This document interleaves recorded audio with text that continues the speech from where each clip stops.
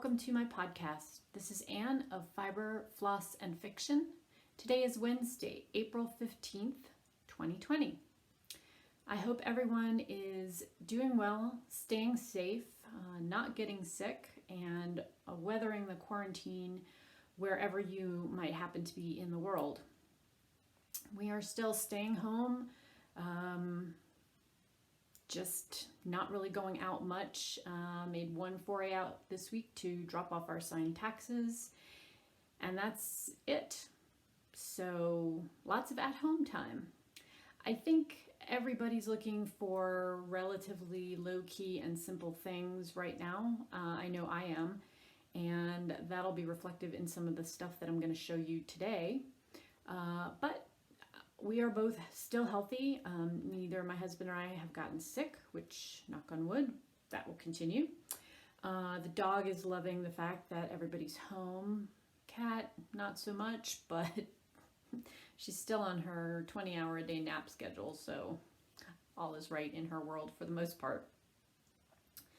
As usual, I have a bunch of knitting things, and then books, and then cross-stitch to talk to you all about today. If you're a new viewer, welcome. I hope that you find a reason to come back and visit again in the future. And if you like what you see, you'll click the subscribe button below. And if you're a returning viewer, welcome back. And thank you for choosing to join me again. I've had a bunch of new subscribers recently, which is great. So if that is you, welcome. And yeah. Grab yourself something to drink and maybe a craft project to keep your hands busy, and let's get started. We'll go on and talk about knitting. So I have been working on the 100 Days project. I'm making a note to myself to link to that. It's the 100 Day project, and I will link to that particular website, which is a challenge that started April 7th officially. And challenges folks to do something for 100 days consecutively, no set time limit or time frame other than that you do it daily. And it can be anything. It can be anything that inspires you or is something that you want to work towards. So I chose working on charity knitting projects. And in retrospect, this was a really good choice because frankly, right now, everything in my life I want to be sort of potato chippy, where I have very little commitment to a long-term massive project. And even when we take a look at some of my bigger projects that I've got going, I'm trying to take sort of smaller bites of them and try to keep things fresh and keep myself upbeat and motivated and all of that. So as it turned out, working with some larger gauge yarns, DK or worsted weight is what I'm working with for my projects, and knitting relatively small things is exactly what I need. So let me show you what I've been working on and where I am with things. I have one finished knitting object, and that is my wheat scarf.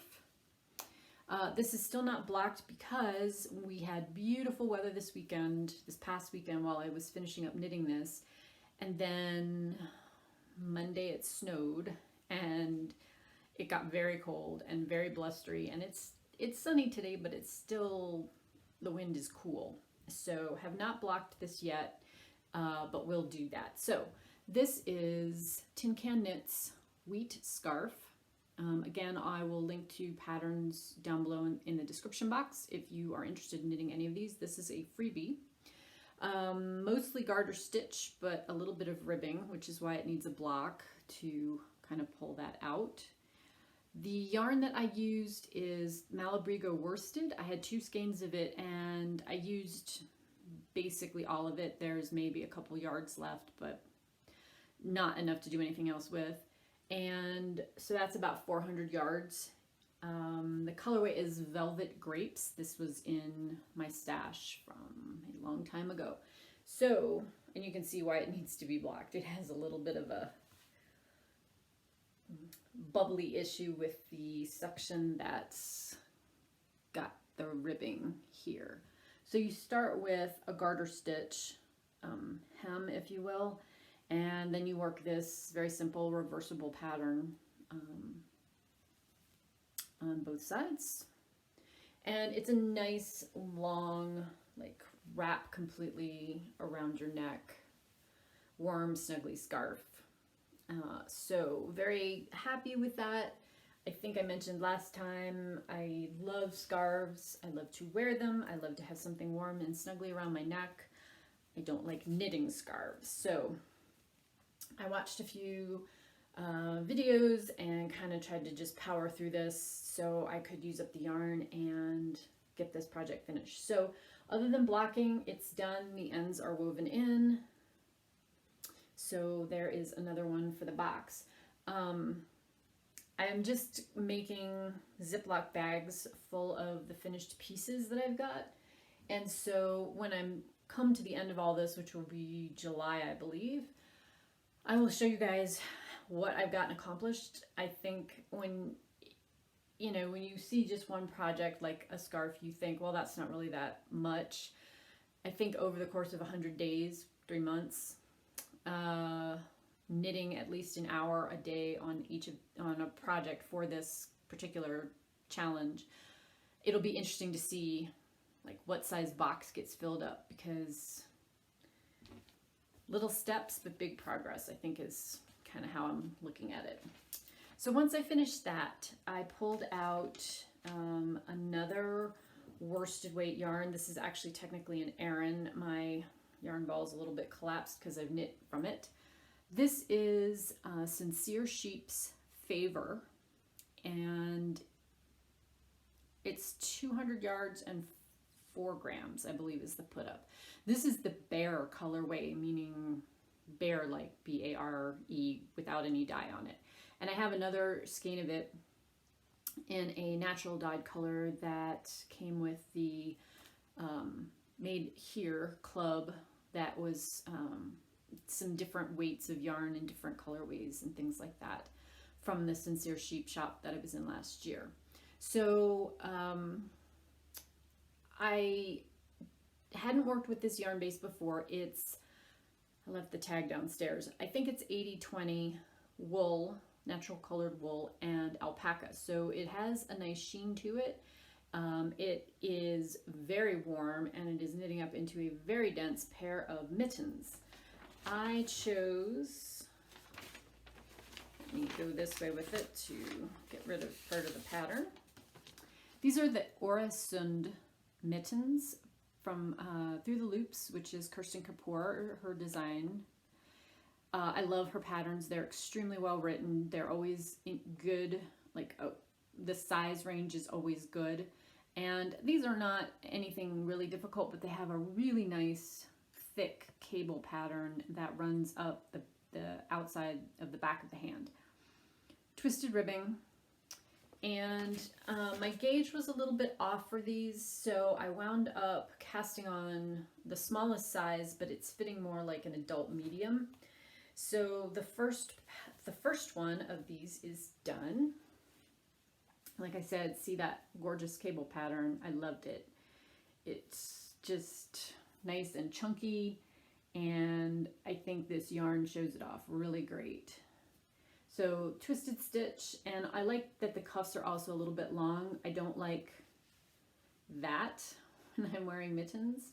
I like them to cover my garment cuff, and that you can wear them up underneath, like your coat sleeve comes down there. Gusset thumb, plain stockinette for the palms, and yeah, super, super warm. So I have mitten number 1 done. I have mitten number 2 started. And the fun thing about these is that the cables are reversed. So this one slants that way and this one slants that way. So definitely will have a little bit of this left over, but that's okay, because my next project that I've picked out, which I will show you guys next time I talk to you, is a colorwork hat, and I needed a little bit of a light neutral, which I think I will have, and I only needed, I think it's 30 yards, maybe 35 yards, something like that. I'll have plenty left in this to use in that. I have 3 colors already picked out, and this will be the fourth color for that hat when I get there. But we'll finish up mitten number 2, and not sure if I'm going to use the dyed colorway for mittens, but now that I've put my hand in these and love how they feel, I may go ahead and do that. We'll see. This is a great pattern, and one that I might knit again just because it's so straightforward but interesting. So that is where I am in the world of knitting things. Okay, so let's go on and let's talk about books. So I have 3 books to talk to you all about this week. The first one is called Tuesday Mooney Talks to Ghosts. The author is Kate Rakulia, I think is how she says her last name. And I read this book for an April book club selection with a small reading group online that I'm part of. Mostly we were looking for something that was pretty upbeat and kind of fun and a little tongue-in-cheek, you know, humorous, with a good adventure. And this book is all of those things. It is definitely a quirky book, which you might guess by the title. The main character is this kind of goth, early 30-something, who works in annual giving and like donation seeking for a large hospital in Boston. And while she doesn't really love her job per se, she does love all the research in it. She loves finding out all these details online about their corporate donors and kind of putting together a dossier, and she's very, very good at her job. She grew up in Salem. The book is set in Boston, so there's kind of that hint of creepy crawly things happening in the background. And when she's in high school, the backstory is that she has a friend who disappears, and everybody's sure that the friend has come to a bad end. They're not sure if it was an accident or if she's murdered, but no body is ever found. And so Tuesday kind of carries this around with her as baggage. And the other characters that come into her life, or that are in the story, is her friend Dex, who's an investment banker. They met at their first jobs together, and he's moved on and she's moved on. But Dex was, like many of us, a theater major, and he really loves karaoke and dressing up. And he's sort of trapped in this investment banker outfit and world and conservatism that isn't really him. The third main character in this book is Tuesday's across the hall neighbor in her apartment building, who is Dory. She is a high school freshman. She has lost her mother in a car crash. She and her dad kind of exist with each other, but they don't really emotionally connect.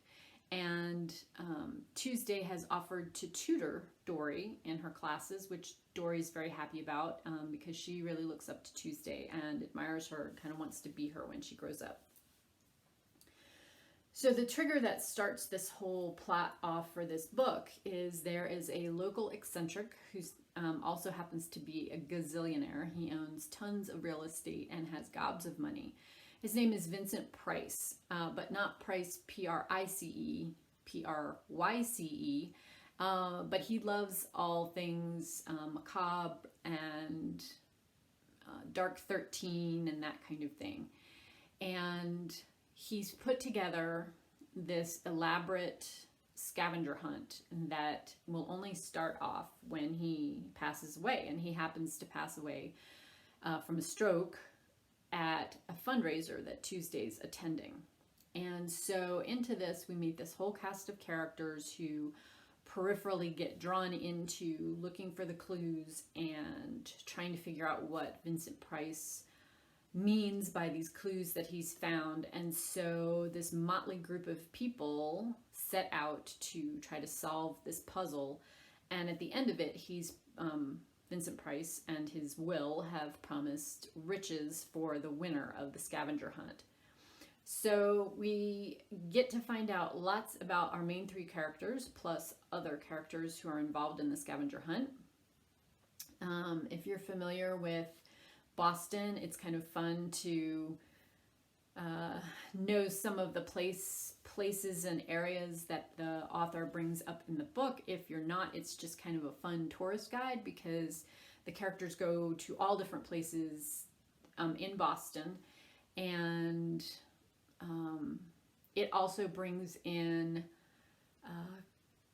sort of a true ghost story and a not true ghost story. And so there's lots of red herrings, and it's a really fun book. I would not call it a children's book, even though on the surface it seems like it might be. I would say it's not. It has some other adult themes in it.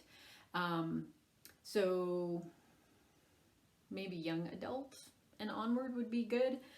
I really enjoyed it. It was not a great literary masterpiece, but I love the characters. Again, it is kind of a quirky little book, but very fun. And so if you need something kind of upbeat and uplifting, it's a good one. Again, Tuesday Mooney Talks to Ghosts is the name of it. The next book I read is a book called Fairy Fruit, and the author is Charlotte English. I didn't really know anything about this book. I got it for, I think, a 99-cent kind of thing that came up in my BookBub list online. And I liked the cover and the title. So this book is, if any of you read my recommendation from last year called Let in the Mist, this book is very similar to that. It, as you might guess, centers around fairies and the fae. It's about this little town, which is very sort of hobbity feeling. And this town used to have amazing orchards, and all of the fruit trees have died. And the people in the current town are kind of going about their own ways until one single apple and then one single pear appear on these ancient fruit trees. And two of the townspeople eat them. And that kicks off this whole series of events where the boundary between the land of the fairies and the land of the humans becomes very blurred, and the fairies are in need of help. They're all slowly fading away, sort of dying out, and fairy fruit is the thing that can save them. So it's a fairly short little book, also a little quirky. The characters do remind me quite a bit of there's a lot of Tolkien feel to this. There's nothing as dark as the Nazguls. It's really just the fairies and the humans involved in this, but the imagery is beautiful. The description of the town and the fairyland and all of the characters that inhabit both sides of the river, which is sort of a boundary for fairy, how they come to change when they eat the fairy fruit. It's a fairly quiet little sort of fairy tale, and contemporized with a retelling of some of those themes that you find. You can never really trust the fae, but you can't really trust the humans in this either. So yeah, kind of a nice balance of that. And again, a light, upbeat read. I'm finding that's what I'm leaning towards right now, and have been going back kind of through my back library to see if there's some books that I either want to reread or had put aside, not wanting to get into a rut about maybe reading too much fantasy, but for now, whatever. If that's what I want to read, that's what my brain craves. So there you go. And then the last book that I'll talk to you about is one that I had from Audible. And just a side note, Audible right now, if you are a subscriber or if you become a subscriber, every month they do a set of free Audible originals, and they usually list 6 or 8, and you can pick as a subscriber too.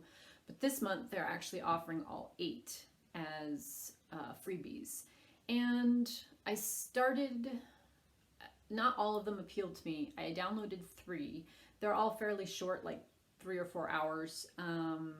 So I'm reading one about Jamaica during hurricane. It's kind of a short story. It's a little longer than a short story. But anyway, I just started it today, so we'll let you know. But if you are somebody who is on the lookout for just books to try, and you've been thinking about an Audible subscription, now might be a good time if you want to cash in on the free books. Anyway, Audible book. The author is Kate Morton, and the book's name is The Clockmaker's Daughter. I read a book by this author, I believe it was either last year or the very end of 2018, called The Forgotten Garden, which I liked. Didn't love, maybe, but liked. I liked this book, The Clockmaker's Daughter, much better. So if you've read any of Susanna Kearsley's books, it is sort of similar to that in that there is some magical realism happening, and it tends to be storylines that they give you the story of today and the story in the past. This one actually combines 4 time periods, 1860s, 1880s, let's call it 1920s, early 20s, just after World War I, and then 2006, 2007, so contemporary. And all of these 4 storylines pull together one common theme that runs through it, which is in the 1860s, there was a group of artists, and the story is based sort of on the Pre-Raphaelite group of artists in England. So one of the painters from the Pre-Raphaelite time, this is fiction, has this house. And it's going to be kind of his swan song, where he's painting this amazing portrait of this young model who has modeled for him before. And he's invited his friends, and they're going to spend the summer doing artistic pursuits, photography and painting and reading in this beautiful house that's set on the Thames. And some very not great things happen. There's a murder. One of the sort of big pieces from his family's jewels gets stolen. And there's the model who he has been painting has disappeared, but is accused of both the murder and the theft of the diamond. So the story jumps back and forth between some clues that we find out that are in contemporary time to some things that happened in this model's life before she was the muse and the model for this painter. And then it jumps forward to after the action has actually happened, and then some more history that ties into the area in the period between the wars. So my one complaint about the book is that there are a lot of characters and a lot of plot lines to follow, even though they do get all brought back together in a way that makes sense at the end. And I'm not sure if I had read the book, if I maybe would have had a little bit less trouble kind of remembering what time period we were talking about. Because some of the characters do overlap. There's a character who shows up in the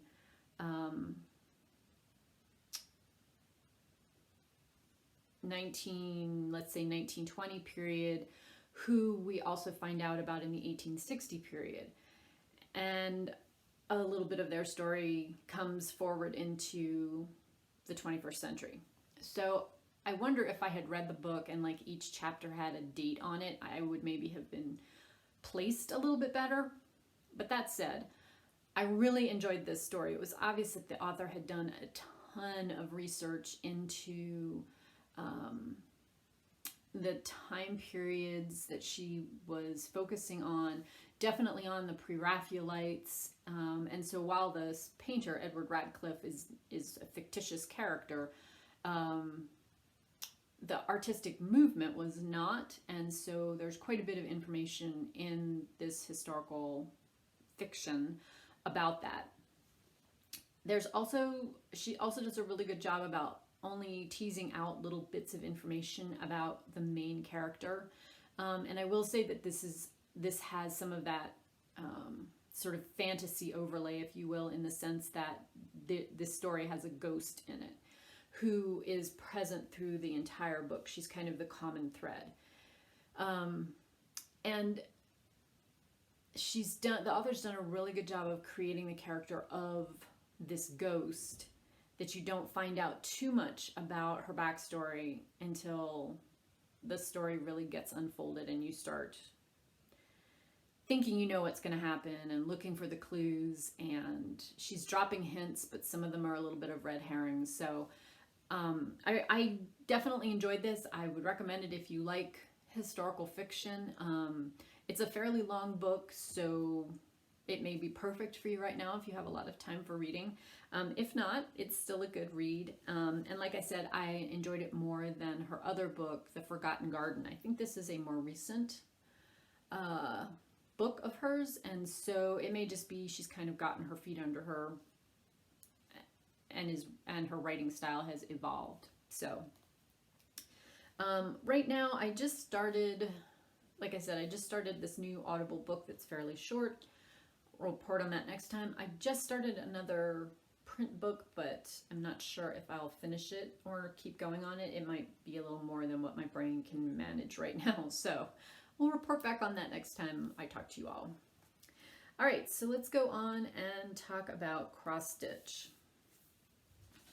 So part of why I'm sitting over here today is because I have two big projects to share with you guys, and I wanted to actually be able to hold them up. The first is a stitching shelf. Can I get it all in? Yes. So here is the first row. This is being stitched on 25 count easy guide. It is the large format, so the pages are a little bit truncated, both this way and this way. I think there's 5,800 stitches and not 75 or 7,600 stitches like there are in the regular pages. So I had finished this page with this lady's vignette, and I started on this page, and I think this is page 9, is that right? Yeah, I'm pretty sure this is page 9. So I have 10, 11, and a partial to finish page 12, and that will finish the first row. I also finished, I can't remember which national park it was for the Full Coverage Fanatics National Parks Challenge, but I kept on stitching once I got the 1,000 stitches I was shooting for on this page to reach a magic number and finish the 4,000 stitches I needed for that park. So that was excellent. This is not out for a while, but really enjoying it. And if I can get through my other Stitch 20 in 20 plans, which if you're new, my goal or New Year's resolution for the beginning of the year was to stitch 20 things, and that included smaller finishes as well as page finishes on all 4 of my full coverage pieces. And so with this next piece I'll show you, I'm actually at 8 finished, combination of larger pictures or larger pages and smalls. And I'm gonna try to keep pushing along on that. If I get all 20 of those things finished, I may try to finish that top row on a stitching shelf this year, but I've got a ways to go, so not next month, we'll say that. Next up,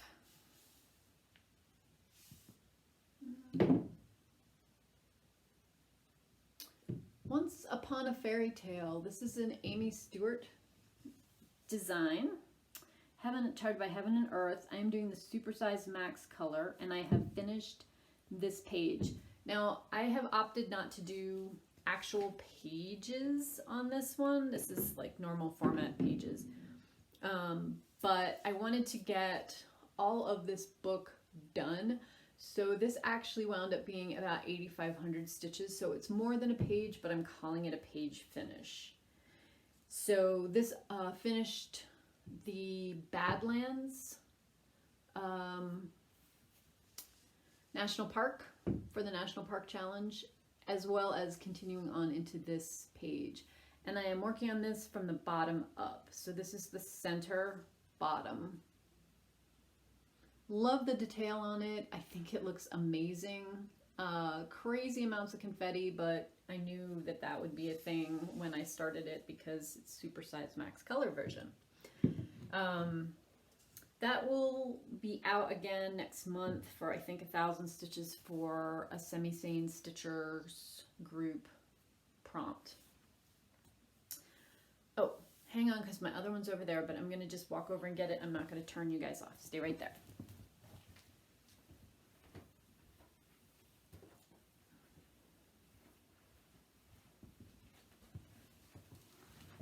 Okay, I also worked on the Pilgrim, which is a Long Dog sampler design. Here's what it will look like when it's finished.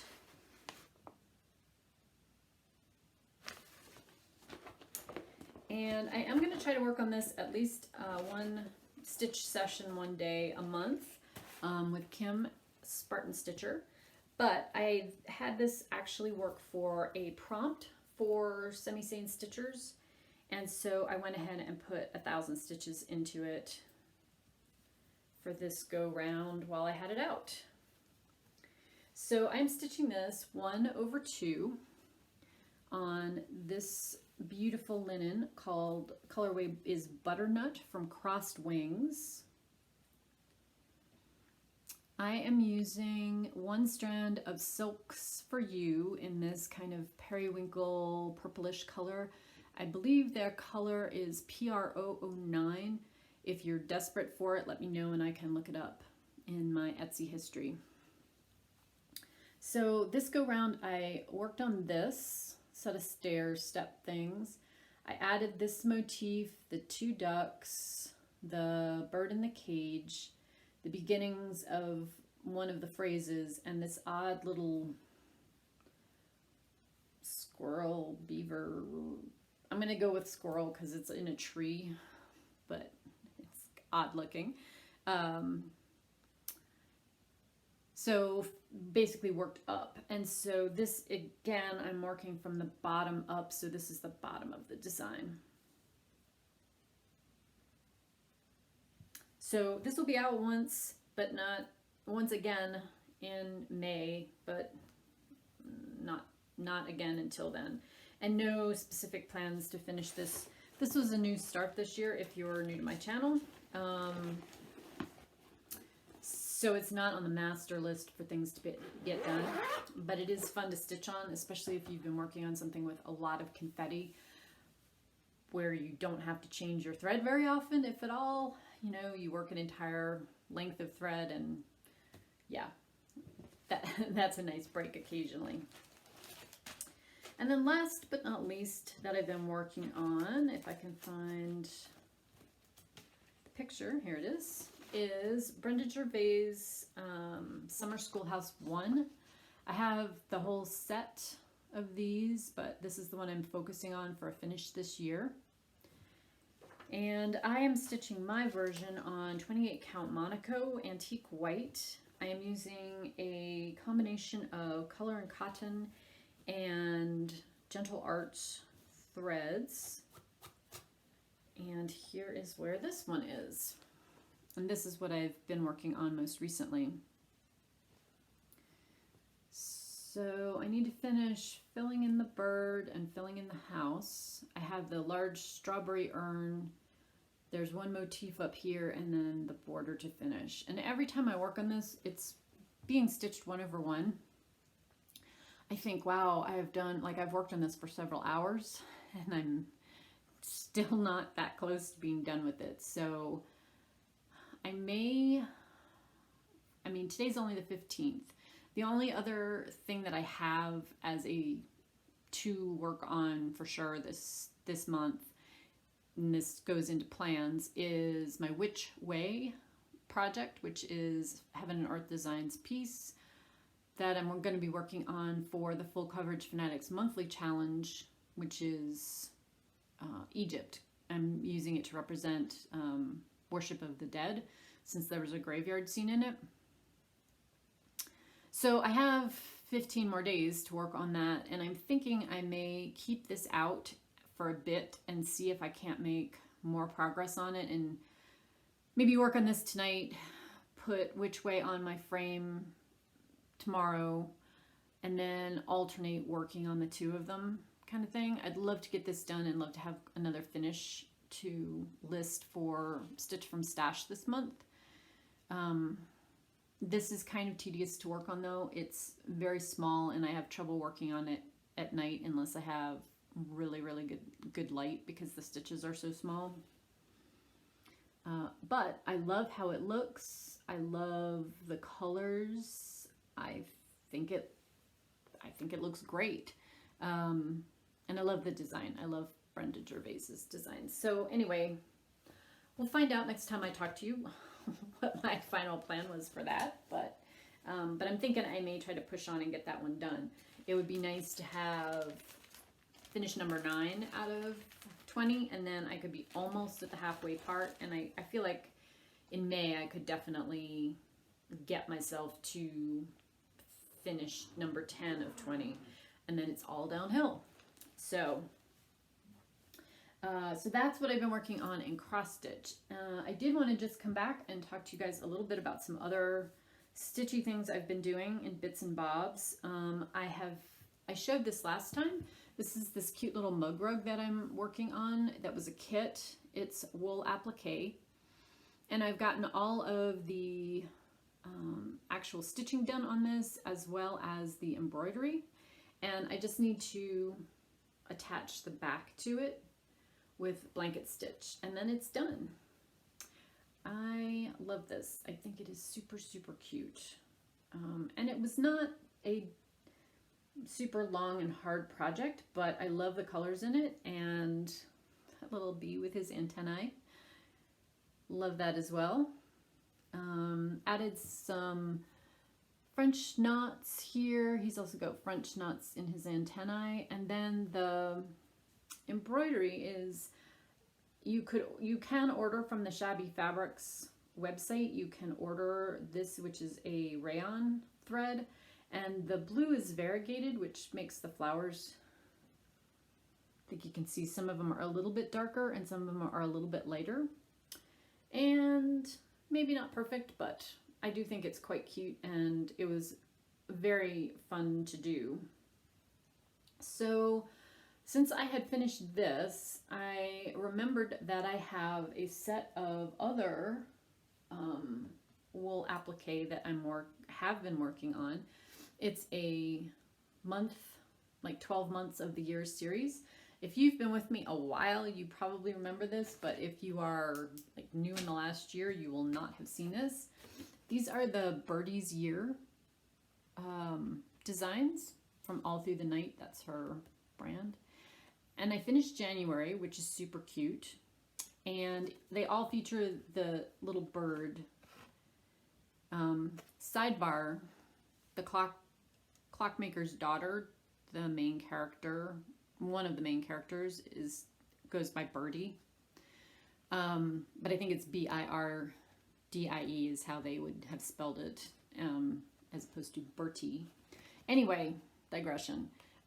These cute little birds. And so I have all 12 of the packages for these. And so I had stopped on this one, which I basically have finished. I'm not sure why I stopped it, but the only things I have left to do is the chain stitch that goes it's between the main block and the border. You can see it on the mock-up. That's all I have left to do on this. Everything else is done on this block. And the emoji saying, I have no idea why, shrugging.